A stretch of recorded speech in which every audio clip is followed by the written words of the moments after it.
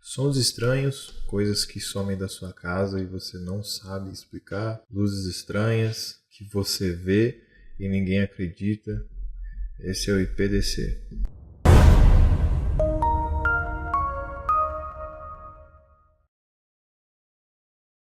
Muito bem, terceiro vídeo aqui do IPDC. Era para eu ter lançado esse vídeo um pouco mais de antecedência, eu não consegui, tive problemas técnicos, mas agora estamos de volta, né? Bom, no segundo vídeo a gente falou um pouquinho sobre outras experiências minhas, né, e alguns dos motivos principais da criação do IPDC, né? O que me motivou a criar o IPDC e tudo mais. Nesse vídeo eu vou falar um pouco sobre algumas coisas estranhas que vira e mexe costumam acontecer até hoje, né, inclusive, né? Que a gente está falando aqui do assunto de paranormalidade, né? Por que não relatar mais coisas, né, estranhas que acontecem com muita gente, né? E que ninguém tem coragem de vir aqui fazer como eu para poder falar sobre essas mesmas experiências, né? Bom, a primeira experiência que eu vou relatar tem a ver com sons estranhos que eu costumava ouvir na minha antiga casa onde eu morava, né? Vira e mexe assim ao longo do dia, ao voltar do colégio, ou simplesmente estar em casa, principalmente quando os meus pais saíam, né? Eu costumava ouvir algumas coisas, barulho de porta, cadeira mexendo, alguém me chamando. E em momentos que eu ficava justamente sozinho em casa, eu acabava ouvindo algumas coisas. E aí eu saía para verificar, eu bem desconfiado, né? E não descobria nada. Mas ouvia sons, inclusive de janelas abrindo. Mas quando eu ia conferir, a janela estava fechada. E aí é uma dificuldade que só, né? Porque a única coisa que você tem certeza é aquilo que você ouviu. E ninguém mais ouviu além de você, porque você estava sozinho no ambiente. Então dá um pouco de angústia no começo, né? Mas a gente vai se acostumando. E isso acontecia direto, isso acontecia muitas vezes, né? Bastava meus pais saírem, o meu irmão, por exemplo, não estar em casa, que eu costumava ouvir algumas coisas. É como se algo tivesse que acontecer enquanto eu estivesse sozinho em casa, né? Não poderia ter ninguém em casa além de mim. Outra experiência estranha na qual eu já passei foi até bem engraçado, né? Nessa época eu já estava estudando espiritismo bastante também. Numa outra casa que a gente estava morando, teve um dia que eu fui para o meu quarto e eu estava procurando os meus chinelos. Eu procurei na casa inteira, pedi ajuda para minha mãe, pedi ajuda para meu irmão. Meus chinelos tinham sumido. Eu não conseguia encontrar de forma nenhuma. Revirei minha casa inteira do avesso, minha mãe me ajudando, meu pai, enfim. E minha mãe até perguntando, mas como é que pode o seu chinelo sumir aqui dentro de casa e a gente não conseguir encontrar? Pois é, que estranho. E eu fui olhar justo no último lugar que eu imaginaria que tivesse, né? Eu fui meio que em contradição, porque era um pouco absurdo, né? Que tivesse justamente nesse lugar, que era em cima do meu guarda-roupa. Eu peguei a escada, subi, e quando eu fui ver, os meus dois chinelos estavam em cima do guarda-roupa. Não tem razão nenhuma para nenhum dos meus pais fazer isso, e o meu irmão também não é desse tipo de brincadeira, né? Ele não faz isso. Então ocorreu algum fenômeno ali na hora. Eu pensei em algum espírito brincalhão, de repente, algum espírito zombeteiro, pegou e colocou meu chinelo em cima do armário. E são experiências assim que são rápidas, são curtas, mas que têm muito significado na vida, porque estudando sobre o mundo espiritual, você começa a entender certas ações físicas dentro dessa nossa realidade.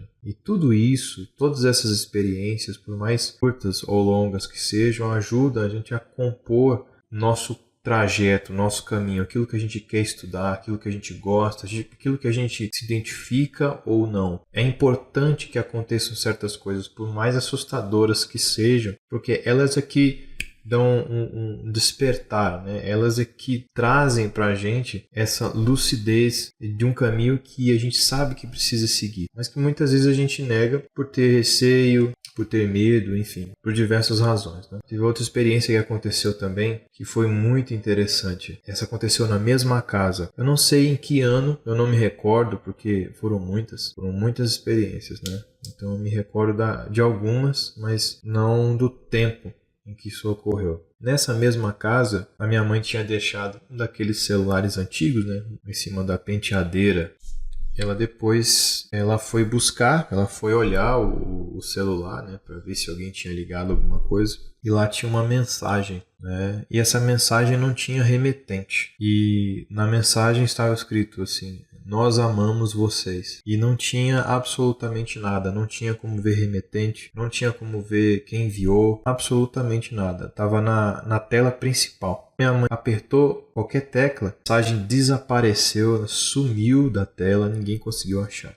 Como vocês sabem, mesmo para quem já teve aqueles celulares antigos, tem como você ver o registro de mensagem desde muito tempo, né?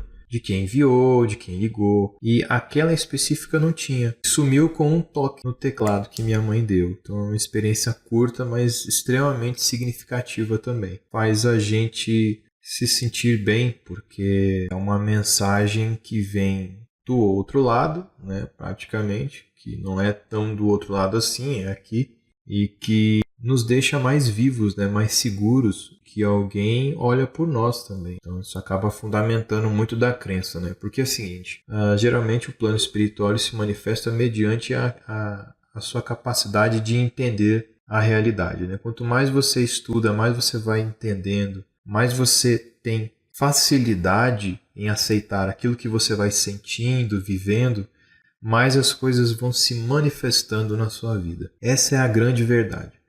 Se eu fosse uma pessoa extremamente fechada, se eu fosse uma pessoa mais introvertida com relação a tudo e até provavelmente essas coisas não aconteceriam comigo. Então, como eu desde cedo sempre fui uma pessoa aberta, eu sempre me pus, né, à disposição de sentir tudo. Já me pus basicamente aberto a qualquer tipo de coisa que viesse a acontecer. Porque eu sabia que eu precisava desse feedback e é através dele que eu estou aqui hoje narrando isso para vocês.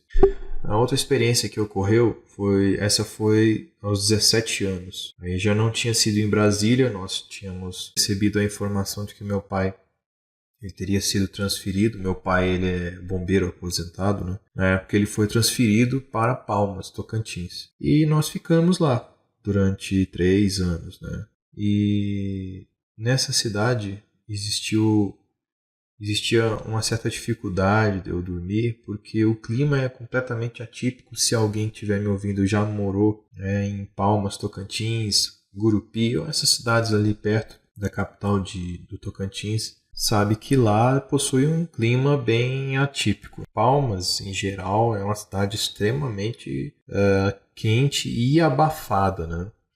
Período vai esse em que eu tinha que tirar, inclusive, a minha carteira de motorista, né? Foi lá que eu tirei, foi em Palmas.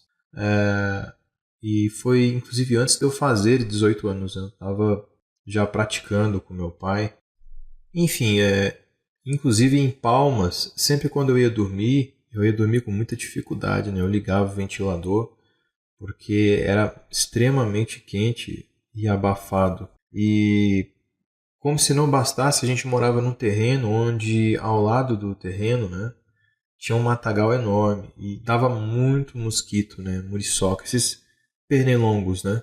E a gente acordava cheio de marcas por conta disso. Isso incomodava demais. E a gente colocou o mosquiteiro e eu dormia com o mosquiteiro, mas mesmo assim era possível ouvir a quantidade de mosquitos. Numa dessas noites, era exatamente quarta-feira, às exatas 4 horas da manhã, eu estava com muita dificuldade de dormir, tinha muito mosquito zunindo perto, eu não conseguia dormir de jeito nenhum, estava morrendo de dor de cabeça. Para você ver, com dor de cabeça ninguém consegue relaxar direito, leva um certo tempo. E ouvindo mosquito ainda, a insônia me atormentava a todo momento, a toda hora, né? Quando eu estava quase conseguindo dormir, eu ouço um barulho estranho. Eu vou tentar representar aqui mais ou menos um áudio, né, que eu fiz que é próximo àquilo que eu ouvi naquela época.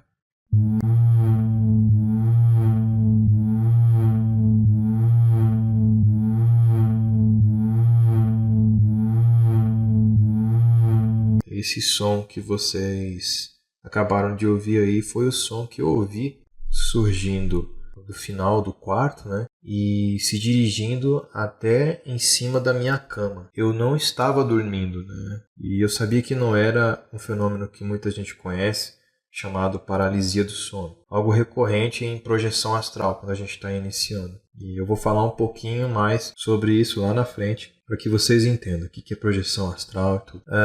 Enfim, eu ouvi, escutei esse som, ele estava bem em cima da minha cama, né? E como se não bastasse, como eu estava de lençol, eu senti o lençol repuxando para baixo. Então eu estava com o lençol aqui coberto e eu senti como se o lençol estivesse sendo puxado para baixo. Alguma coisa forçando a gravidade para baixo daquilo. Então não era uma catalepsia projetiva, porque enquanto isso estava acontecendo eu estava escutando os mosquitos perto do meu ouvido. E aquela agonia de querer tirar o mosquito e você não conseguir. Porque eu percebi que eu não conseguia me mover. A verdade é essa. Eu estava escutando um som bem alto em cima da minha cama. E essa força vinha exatamente desse som que estava em cima da minha cama. Eu não conseguia falar, não conseguia me mover, não conseguia abrir os olhos, né? A única coisa que eu conseguia fazer era respirar. Depois que eu senti o lençol abaixando, eu pensei comigo, alguma coisa vai acontecer comigo agora. E o desespero foi tão grande que me veio uma vontade, uma força muito grande dentro de mim e eu consegui me mexer. Mas a única coisa é algo assim desesperador, porque a única coisa que você consegue mover realmente é o seu tórax e a respiração. Nenhuma parte do corpo funcionava. O pensamento ia, mas o corpo não. De repente eu acordei, assustado, olhei para cima, vi que não tinha nada. Não é que eu acordei, né? Eu abri os olhos, né? Porque eu já estava acordado. Liguei a luz, procurei, estava completamente atordoado, isso eram 4 e pouco da manhã. Fui até o quarto dos meus pais, falei para eles o que eu tinha passado. Então eles viram que eu estava apavorado, nunca tinham me visto assim, né? E eu não sou de mentir sobre essas coisas, né? Então eles acreditavam em mim, mas meio naquela, né? Bom, e aí? Aconteceu, mas o que isso significa? Ninguém sabe, né? Coincidência ou não, uma semana depois, né? Nesse período eu fiquei até alguns dias sem dormir e uma semana depois, no mesmo dia e no mesmo horário, novamente quarta-feira, às exatas 4 horas da manhã por aí, volta a acontecer o mesmo fenômeno novamente, da mesma forma, do mesmo jeito. Dificilmente alguém que estuda, né, sobre projeção astral tem catalepsia projetiva nos mesmos dias, nos mesmos horários e ouvindo ainda o ambiente que está à volta. E sentindo uma força antigravidade no próprio cobertor. Então isso aconteceu comigo 2 vezes, mas isso é uma hipótese minha, a de que eu fui abduzido ou houve uma tentativa de abdução por 2 vezes. Isso de fato eu não sei. Então isso foi uma experiência que aconteceu em Palmas, Tocantins, e talvez não por coincidência isso também ocorreu com meu irmão. Então foi uma experiência bem complicada mesmo. Eu acordei muito suando frio mesmo de medo. E toda vez, a primeira vez que algo estranho acontece comigo, eu fico apavorado, né? Com razão. A gente não sabe o que é, né? Principalmente pelo fato de você estar paralisado, né? Vetado dos seus movimentos, né? Foi algo que ocorreu, nunca mais surgiu. É impressionante. Nunca mais eu passei por isso. Outra coisa que tem ocorrido comigo com muita frequência também é a questão de ver luzes, né? Acho que eu comentei isso com vocês no primeiro vídeo. Você tá em casa, sabe? Principalmente à noite. E você vê uma esfera de luz, assim. E com muita frequência pela visão periférica. Não em frente, né? Mas principalmente com a visão periférica. É extremamente comum enxergar isso ao lado, a parede ao lado, alguma coisa assim. Estou sempre enxergando isso de vez em quando, né? E outra coisa que é bem estranha mesmo, que acontece sempre, eu vejo rostos em paredes, né? Também uma percepção que eu consigo notar pela visão periférica, né? Só pela visão periférica, eu nunca consigo ver de frente. Mas vira e mexe, assim, na lateral aparecem rostos. E talvez vocês fiquem surpresos com o que eu vou dizer agora, mas não são rostos humanos, né? Isso não acontece com tanta frequência, mas quando acontece eu percebo. E é sempre em paredes. Atualmente, o que tem me tomado um pouco da minha atenção foi uma questão de olhar para o relógio e enxergar números, né? Em horários exatamente iguais, né? 11:11, 12:12, 14:14. Não que isso seja frequente. Normalmente a gente olha para o relógio e vê qualquer horário, né? Mas é muita coincidência ver horários com números iguais. olhasse um relógio meio que involuntariamente e percebesse essa informação. É algum fenômeno que está ocorrendo sem dúvida nenhuma. Enfim, são coisas que a gente vai explorando ao longo da vida e vai estudando, vai lendo um pouco sobre isso, né? Com tanta coisa acontecendo na vida de todo mundo, é muito difícil as pessoas se calarem, né? Mas muitas delas se reprimem a vida inteira, né?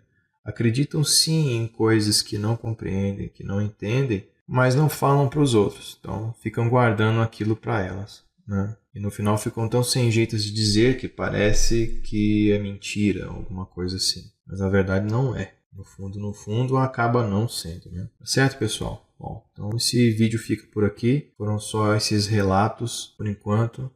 E finalmente, a partir do vídeo que vem, nós vamos começar com um assunto bem interessante aí, que é sobre projeção astral. Então eu vou começar falando para vocês o que é projeção astral, como é que iniciaram esses estudos, relatos, livros e as principais autoridades que existem sobre o assunto, né? E também, né, de brinde algumas experiências que já ocorreram comigo, né? Tá ok? Então nos vemos no próximo vídeo. Um abraço!